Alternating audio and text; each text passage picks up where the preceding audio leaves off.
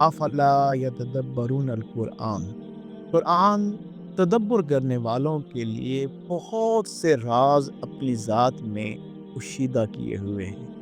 اور وہ کھولنا چاہتا ہے، لیکن اس کے کھولنے کے لیے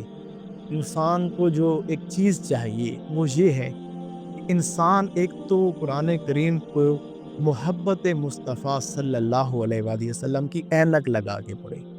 حضور جان عالم صلی اللہ علیہ وآلہ وسلم کی محبت کی اینک جب لگی ہوگی آپ کی آنکھوں پہ،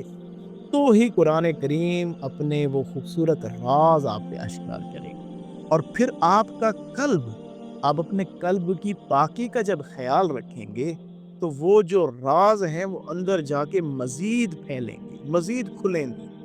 بڑے بڑے نقطے، بڑے بڑے خوبصورت رنگ آپ کی ذات پر اللہ سبحانہ تعالیٰ عطا فرمائے گا۔ تو قرآن کریم تدبر کے ساتھ ہی سمجھ آتا ہے۔ قرآن کریم کو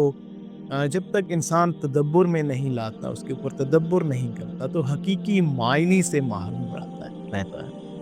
حل یستوی الذین یعلمون والذین لا یعلمون، بالکل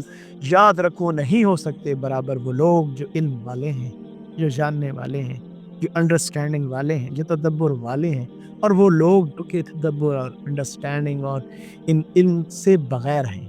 علم باج جے فقر کماوے، علم کے بغیر جو راہ فقر کو چلتا ہے، علم باج جے فقر کماوے، کافر مرے دیوانہ ہو،